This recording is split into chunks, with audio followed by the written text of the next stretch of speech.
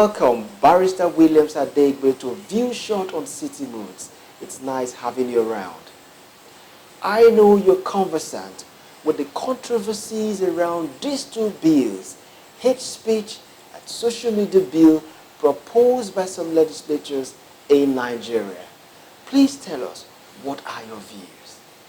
The recent hate speech bill, as well as the social media bill. And the social media bill, the full description of the social media bill is protection from internet falsehood and manipulation bill 2019. My view about these bills are the fact that it's a waste of our national resources. It's uncalled for, and these are not issues that goes to the roots that affects Nigerians principally. And the question then is, what are the things that affect Nigerians? The cost of living is quite exorbitant. Aside that, our Nigerians keep losing their jobs every day. The cost of living is skyrocketing. Question then is, who, just like the way it said, who this bill help? If there is accountable and good leadership, nobody will speak ill of you. There are legislations that checks false statements being made, perhaps not via electronic means, but there are legislations that checkmates falsehood being said or being transmitted. But the question is, are the legislators interested in this falsehood, or they are using this bill as a tool to protect their interests, their political interests? How does this put a meal on the table of many Nigerians? And this is just a bill that is being put in place to massage the ego of the political elites. We are going to experience the effect if eventually these bills are passed, are signed to law.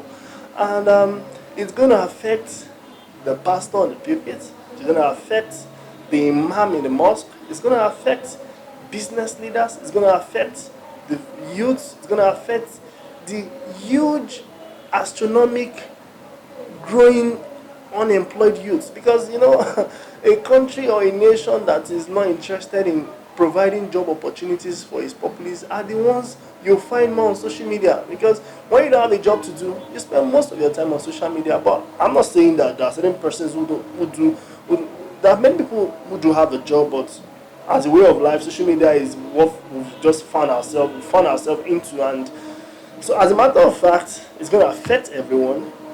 This law is going to be used.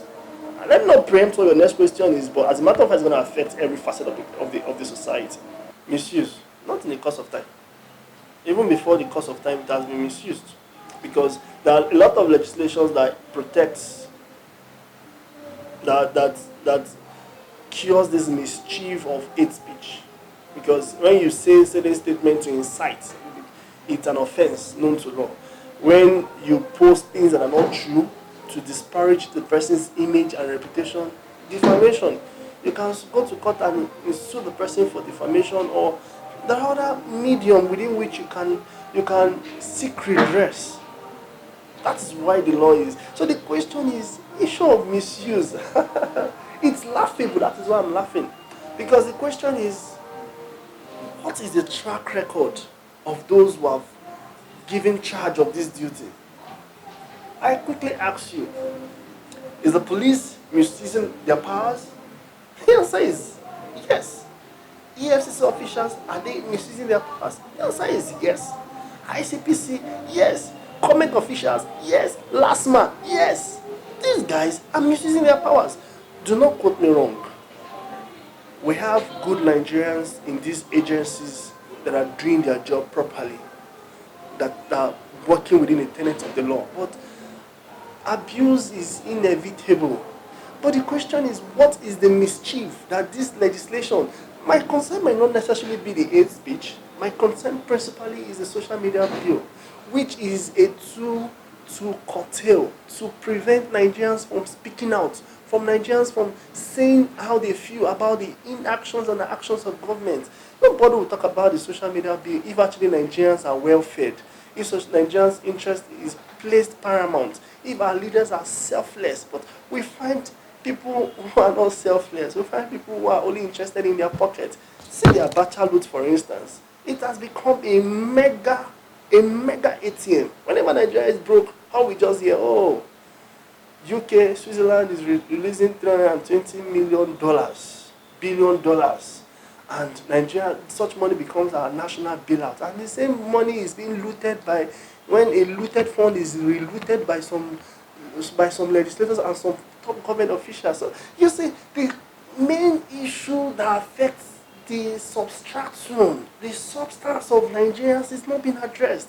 This issue is just a legislation to protect, to place a protection scale across, to protect the legislators, the executive, top government officials from the statements, from certain reactions of Nigerians to their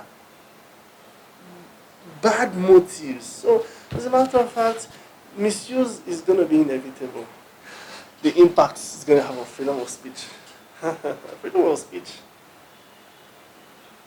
This bill become a notice of obituary. This bill become a state-of-the-art funeral of right of expression of Nigerians. Nigerians will not have the ability to express their views anymore.